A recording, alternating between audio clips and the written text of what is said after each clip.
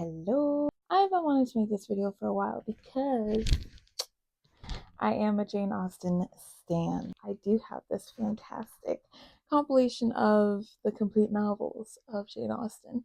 I wanted to actually go through them and I wanted to compare and contrast. But before I do that, I do want to say I will not be discussing Lady Susan. The reason why is because Lady Susan makes me feel like a horrible person. There was an adaptation I watched a long time ago, and I was on Lady Susan's side. Something about it, I'm siding with the person Jane Austen wants me to feel is the villain. I don't know what to tell you. If anyone else feels this way, please let me know because maybe I'm not crazy. Anyway, for Jane Austen, the novels that we are talking about, Pride and Prejudice, Sense and Sensibility, Emma, Persuasion, Mansfield Park, and Northanger Abbey. So let's get into it. I'm not going to do any recaps. We're going into this as if you already know these stories. Let's start with least favorite male leads. Okay. For my least favorite male leads in the Jane Austen universe, I would have to say are Edmund from Mansfield Park, because I just feel like he's kind of useless. I just feel like Fanny Price put him on this pedestal of being like morally superior. He's planning on going into the church, all of this stuff. And then you fall for some harlot. But I also don't like him because it feels as though he chooses Fanny Price because she's there. He's like, oh my gosh, I think she's in love with me. And now that my heart's a little broken, she's here. She's here. I'm here. I kind of want to get married to somebody. And she's here. Oh, lucky me. Another male character that I kind of loathe is in Sense and Sensibility. Hold on, let me get his name. I don't remember his name. The one that Eleanor ends up with, I find him a bit useless. I feel like his character had no impact. I also feel like people keep trying to make excuses for him, including Eleanor, by saying, well, he was already engaged. He can't break off the engagement because only the ladies can break off engagements during that time. However, he was perfectly capable of telling her that, by the way, I'm actually engaged. He spent all of that time building this connection with Eleanor, and for her to find out through a third party, oh yeah, he's kind of with somebody. So for her to feel embarrassed, her sister, her mother, her family is seeing this connection growing without knowing that he can't pick you. He's just letting you be fooled this entire time. I didn't like him. And then he rolled up as if nothing ever happened. And he's like, hey, do you still like me? The way it could never be me. The way it could never be me. No, I don't play the fool. And if I do, I play it once. I will look at you like you don't even exist. Like, oh my gosh, a ghost walk right through you.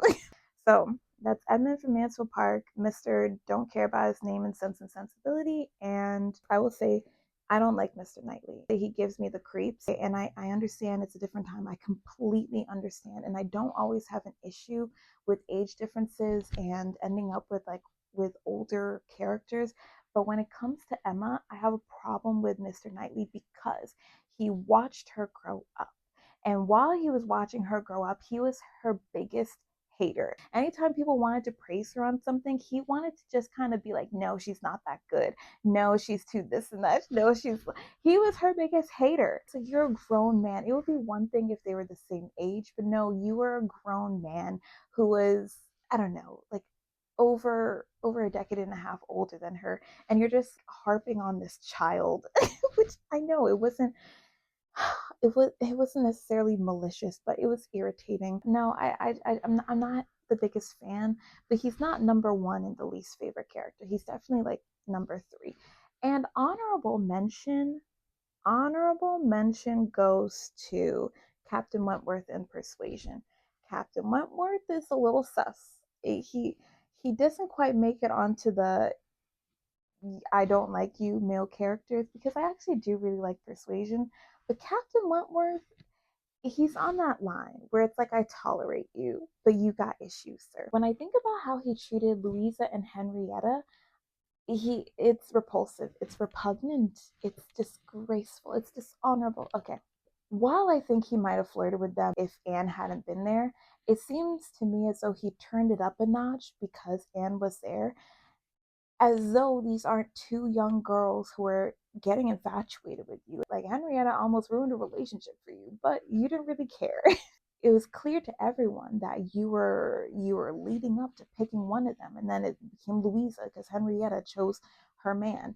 And he is the reason why Louisa Musgrave became very like, oh, he likes women that are strong-willed, so I'm going to become more strong-willed. It gets her injured. He didn't catch her. She has a concussion, and while he should be there during her recovery, he instead returns home to his sister and brother-in-law, spending long absences away, hoping that with that time she forgets him. And then he's like, oh, lucky me, she fell in love with someone else and is now engaged to them, so I don't have to marry her because I've just realized too late that everyone thinks that we're basically going to get married.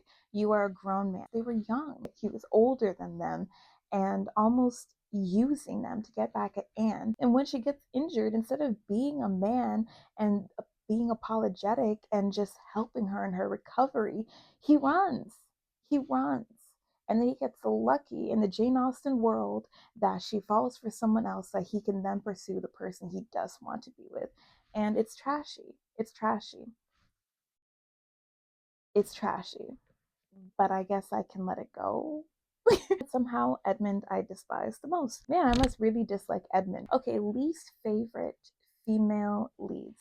I know people dislike Emma, but Emma's my girl. I really like Emma. Even when she was dead wrong, I was rooting for her. I appreciate her. I don't think I even have like a top choices. My least favorite at number one is Eleanor. Yeah, my least favorite at number one is Eleanor Dashwood. She's kind of self-righteous, and they describe Eleanor as being more subtle with her feelings. She doesn't really share her feelings with everyone. Kind of think Jane in Pride and Prejudice, and who, even though they all knew that she was in love with the other guy, she didn't really express it. She didn't express when she was hurt, and there was just this vibe about her where she expected everyone else to be the same as her. Marianne fell in love heavy with what's his name? Willoughby. She fell in love heavy with Willoughby. But it's not like she was being, granted, I understand that in that time she was probably being a little too outright with it, but she was being honest and she was being herself.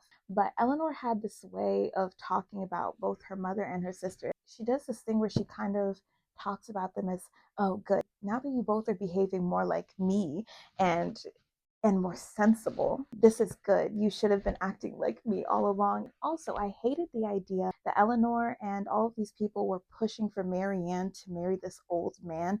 There was nothing really about him that made me feel as though Marianne had to marry him or needed to marry him. She was young. There are plenty of other people she can meet in the world, and there was no real connection I saw between them. And like Jane Austen kind of threw them together in the end. Marianne eventually was like, well, everyone wants us together, so here we are. And she learned to love him. And I'm like, did she? Or she was like, well, I'm married and I'm comfortable and he loves me. Yay. Yeah, I hated it. If there's any Jane Austen female lead that I dislike, it would be her. Because it was kind of this, I know how you should live your life. And I'm like, ma'am, if you don't back up. Anyway, if I have to pick other characters, ooh, Lady Russell. Yeah, if I had to pick for number two, it would be Lady Russell from Persuasion, because Lady Russell was friends with Anne's mother, but it felt like she really used her influence over Anne. One, she wasn't as smart as she made herself out to be. She cared more about titles and names than Anne did, and she was more like her family in that way. Lady Russell felt more like she was trying to control her, because Anne was in love with Captain Wentworth. And yes, at the time when she encouraged Anne to say no, it was because he had nothing to his name. He was a nobody, and what would happen to Anne? But when he comes back and his name is mentioned as being a captain, having this money, she doesn't let Anne mention him. She refuses to mention him as well. Anytime she sees him, even at the opera house, she barely acknowledges him, even though, what is your problem with him? He was someone who loved her and cared about her, and he ended up being everything that you said he wouldn't be. Also, she was trying to encourage Anne to marry the cousin, Mr. Elliot. Why? Just because he had a title and a name and would inherit the family fortune in the house, and because he seemed to have good manners. And she didn't care that Anne had her own objections to him, and she tried to push this idea of you would be just like your mother. You would also carry the Elliot name like your mother did. And it really affected Anne, where she was like, oh my gosh, I could be like my mother. But that didn't last long. And this lady, it was just irritating. You're using her mother, you're using your influence to try and control her life, not caring what she actually wants. So that would be Lady Russell. All right, let's go for favorite male leads. Favorite male leads would actually have to go to Northanger Abbey. I love Henry Tilney. I love him. I love him. I really do. He's silly, he's ridiculous, but he's not fake. He knows how to deal with different types of people. And even though Catherine isn't like the most beautiful thing to enter the room, he's willing to spend time with her and to just get to know her. And he's just kind of like a genuine person who likes genuine people, and everything about his character, even when she alluded to believing that his father killed his mother, he handled that so well. And it didn't even seem like he was offended. He was just kind of like, oh, you silly, silly girl. You've been reading too many novels. He understood where it came from, and he wasn't heavily offended. And I love that about him. He's funny, he's charming, he's everything. He has a way of just making Catherine feel at ease and feel comfortable. There's nothing to not like about him. If I were to pick like who I would want in the Austen universe, it would be him. And runner up would be no, no, no, absolutely not. Mr. Darcy. He's quiet. He has his issues, but I do love the fact that he's a person who desires to grow, to improve himself, and to be better. Honestly, they could be tied because they do have different character strengths. So I just love that he realizes I was wrong. I messed up. I'm gonna fix it. He's a genuinely good guy. Favorite female leads. I mean, Catherine's great, but she's not that great. I love Anne Elliot in Persuasion. I love how strong and resilient she is. I love how she knows herself. She knows how to work around different people's characteristics. She knows how to think for herself. She knows herself. She knows what she thinks. She knows her morals. She pays attention to the people around her.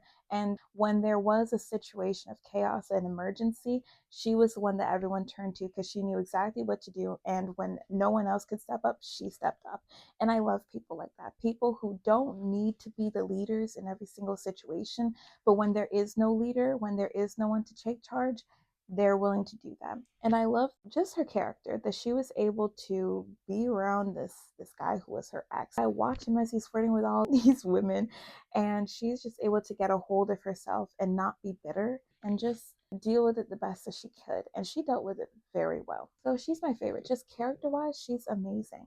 Second favorite would have to be it would have to be Elizabeth from Pride and Prejudice, because she's funny, she's herself, she admits when she's wrong. I would think that she would be my first, but no, Persuasions and Elliot is. And then third would be Catherine. Catherine from Northanger Abbey. I like her, but I don't like her enough for her to be my favorite. She's just so herself. She completely is unaware of how to be fake, how to fake emotion or feelings, or how to be a fake friend. Everything she does is in earnest, and she does it with all that is genuine. And when she considers someone a friend, they are her friend.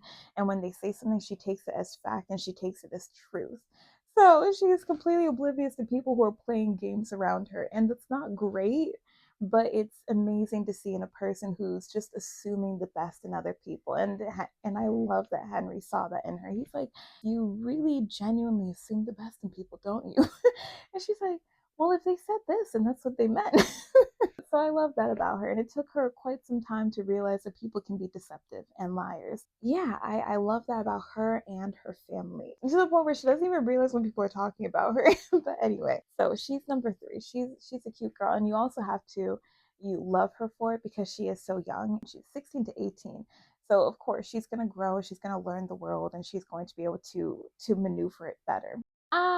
My favorite couple. So my favorite look, Elizabeth and Mr. Darcy, because they fit so well. There's no doubt about it. They bring out the best in each other. Elizabeth is very outgoing or more exuberant, and Darcy's more reserved. She's able to play around and joke and even laugh at herself, and he's more retrospective and really just keeps thinking about everything he's done wrong, and they just fit perfectly together, and you can see it in the way that once the truth comes out, they both do a lot of growing and they change as people in the best way possible. And that's what you look for in a great couple. That when they're together, one amazing chemistry. And I'm not just talking about Pride and Prejudice 2005, that ballroom dance scene, but I'm also talking about just their banter, them going back and forth on one another.